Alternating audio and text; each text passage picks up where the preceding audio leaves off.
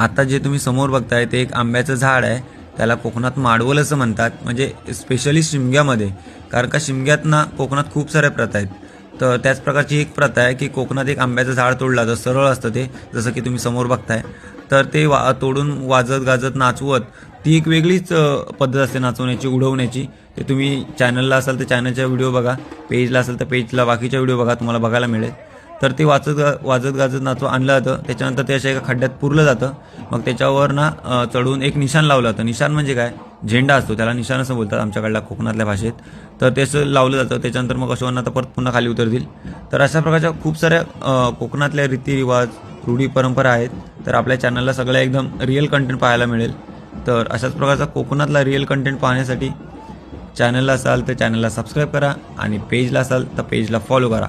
तर भेटूया अशाच प्रकारच्या नवनवीन व्हिडिओमध्ये. बाय.